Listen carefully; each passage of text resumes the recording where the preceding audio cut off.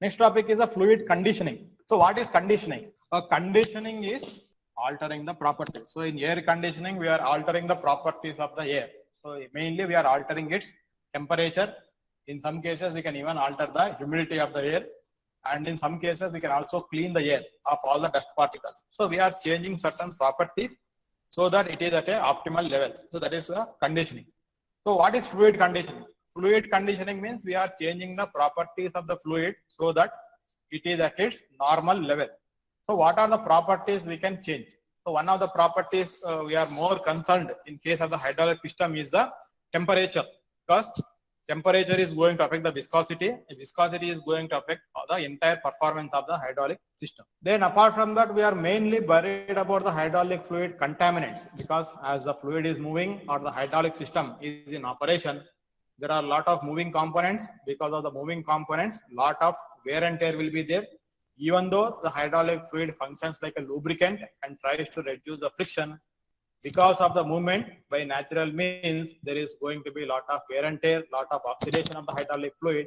So because of all these things, there is going to be contaminants which are created inside the system.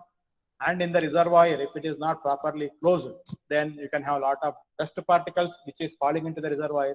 So all these things will form contaminants, and when they are mixing with the oil, it will change the properties of the oil.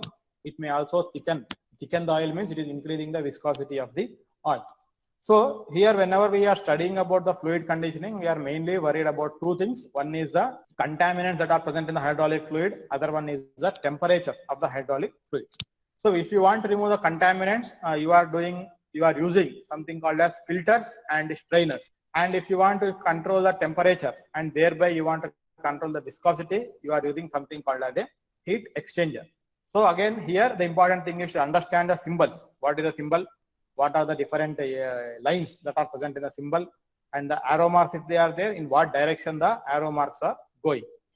Now first one is filter and strainer. So what is the difference? So whenever we say filter, it is used, the filtration is done for the very small particles, maybe like dust particles of very small size.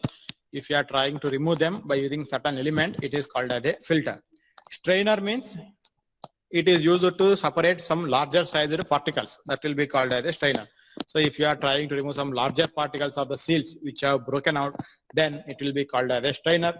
Filter means it will be having very, very fine mesh. You are seeing a mesh, that will be the filter. So very, very fine mesh, if you are using, we will call it as a filter. And if you are using a larger sized mesh, then it is called as a strainer.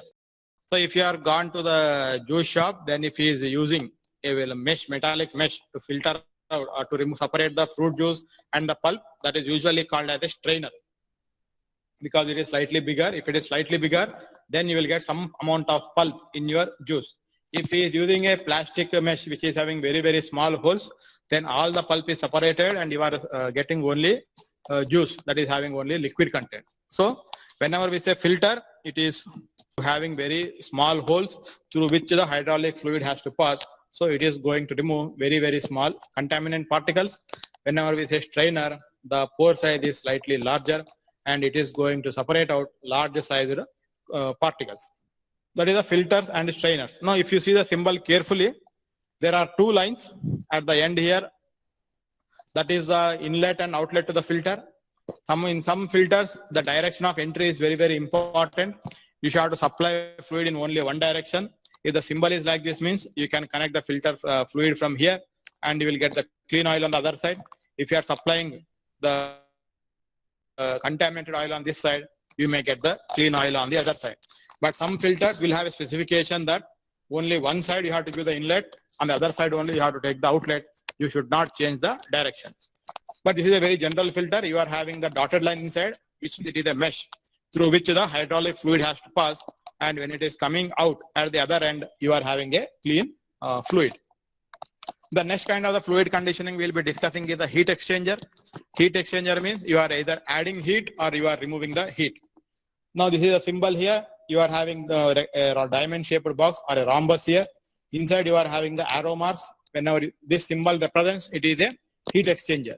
Now you are having one inlet and you are having one outlet. Now depending on the arrow symbol, we will be able to tell whether that particular element is a heater or a cooler.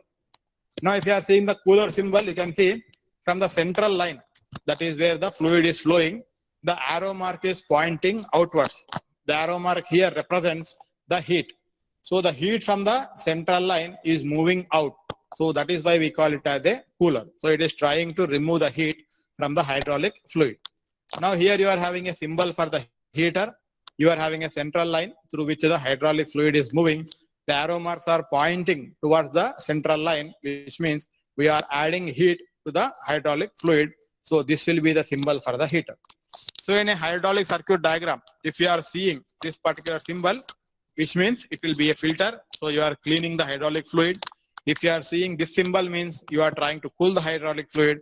If you are having this symbol, means you are heating the hydraulic fluid.